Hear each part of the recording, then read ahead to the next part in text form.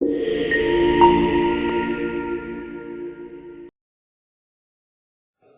பார்த்து ரொம்ப யோசிக்க வேண்டியது, ரொம்ப சிந்திக்க வைத்த வார்த்தைகள் இது. அந்த வார்த்தைகளை நான் உங்களுக்கு இப்போ சொல்லுகிறேன், நீங்க அதை கொஞ்சம் கேளுங்க. அது எவ்வளவு அவசியமானதுங்கிறது புரியும்.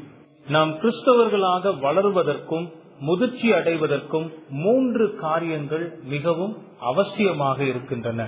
அவைகள் ஒரு முக்காலியின் 3 கால்கள் போன்றது. இந்த ட்ரைபாட் ஸ்டாண்ட்னு சொல்லுவாங்கல்ல, இந்த கேமரா எல்லாம் வச்சிருப்பாங்க பாத்திருக்கீங்களா, அதுல 3 கால் இருக்கும். அந்த மாதிரி இந்த 3 கால் ரொம்ப அவசியம். ஒரு கால் உறுதியாக இல்லாவிட்டாலும் நிலைப்புத்தன்மை என்பது கேள்விக்குறியாகிவிடும். ஒரு ஸ்டேபிளா நிலையா அந்த ஸ்டாண்ட் இருக்காது. அது நிலைப்புத்தன்மையோடு இருப்பதற்கு இந்த 3 கால்களும் சரியாக உறுதியாக இருப்பது மிகவும் அவசியம். அதுபோலத்தான் நாம் கிறிஸ்தவர்களாக வளருவதற்கும் முதிர்ச்சி அடைவதற்கும் 3 காரியங்கள் மிகவும் அவசியமாக இருக்கின்றன. அவைகள் என்னென்ன? முதலாவது சத்தியம், 2வது அனுபவம், 3வது கீழ்ப்படிதல். சத்தியம், அனுபவம் மற்றும் கீழ்ப்படிதல் ஆகிய இந்த 3 காரியங்கள் மிகவும் அவசியமாக இருக்கிறது நாம் கிறிஸ்தவர்களாக வளருவதற்கும் முதிர்ச்சி அடைவதற்கும் என்று அவர் குறிப்பிடுகிறார். தொடர்ந்து அவர் சொல்லுகிறார், இந்த 3ல் ஏதாவது ஒன்று குறைபடுமானால் கிறிஸ்துவை போல நம்மை மறுரூபப்படுத்தும் பரிசுத்த ஆவியானவரின் செயலுக்கு அது தடையாக இருக்கிறது என்று அவர் குறிப்பிடுகிறார். இந்த 3ல ஏதாவது ஒண்ணுல நம்ம குறைவாக இருந்தாலும் கூட அது பரிசுத்த ஆவியானவருடைய செயலுக்கு தடையாக இருக்கிறதா. பரிசுத்த ஆவியானவர் நம்மில் இருக்கிறார், நம்மை மறுரூபப்படுத்துகிறார். கிறிஸ்துவை போல நம்மை மறுரூபப்படுத்துகிற செயலில் அவர் நமக்குள்ளாக இருந்து செயல்பட்டு கொண்டிருக்கிறார். இந்த 3ல ஏதாவது ஒண்ணுல நாம குறைவுபட்டா, எப்படி அந்த ட்ரைபாட் ஸ்டாண்ட் உறுதியா நிக்காதோ அது போல நம்முடைய கிறிஸ்துவ வளர்வும் முதிர்ச்சியும் இருக்காதுங்கிறத அவர் சொல்லி இருக்கிறார். அப்போ அந்த புத்தகத்தினுடைய அவசியம் எவ்வளவு தேவைன்னு பாருங்களேன். அந்த புக் எவ்வளவு அருமையான ஒரு புக்குன்னு. இந்த 3மே நமக்கு ரொம்ப அவசியங்க.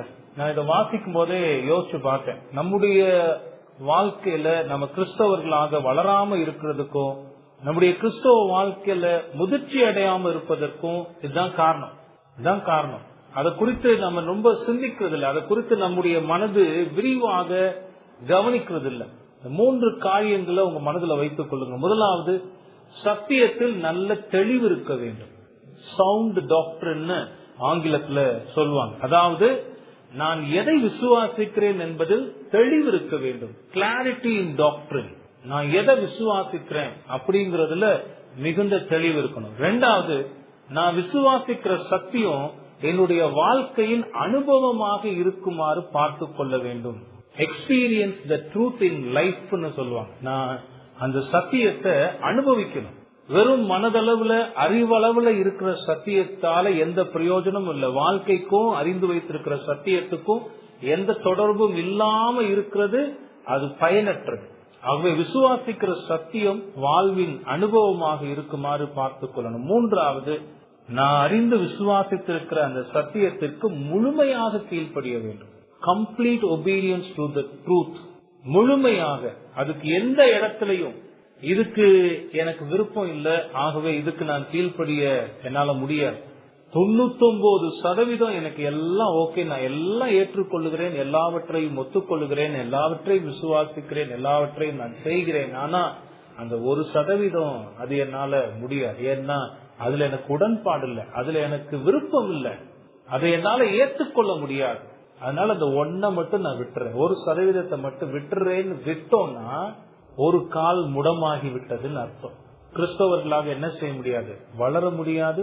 கிறிஸ்தவ வாழ்க்கையில முதிர்ச்சி அடையாது. வாழ்க்கை பாத்தீங்கன்னா உடம்பு தான் வளர்ந்துகிட்டே போகும். 30 வயசு, 40 வயசு, 50 வயசு, 60 வயசு உடம்பு வளர்ந்துகிட்டே போகும். ஆவிக்குரிய விதத்துல பாத்தீங்கன்னா குழந்தைங்களை விட மோசமா இருப்பாங்க. குழந்தைங்களை விட மோசம். ஆவிக்குரிய முதிர்ச்சி என்பது இல்லாம, ஆவிக்குரிய வளர்ச்சிங்கிறது இல்லாம அதே நிலையில அப்படியே இருக்கு. அதுக்கு காரணம் இந்த 3 இல்லாம இருக்கிறது தான். முதல்ல சத்தியத்தில் தெளிவு இருக்கணும். அந்த சத்தியம் நம்முடைய வாழ்க்கையின் அனுபவமாக இருக்கணும். அந்த சத்தியத்துக்கான முழுமையான கீழ்ப்படிதல் இருக்கணும். வேதத்துல நம்ம பார்க்கிற எத்தனையோ பரிசுத்தவான்கள் தங்கள் கிறிஸ்தவ வாழ்க்கையிலிருந்து தவறி வீழ்ந்ததற்கு இதுல மூணாவதாக நம்ம பார்த்தோம் பாத்தீங்களா, கீழ்ப்படிதல் என்பது.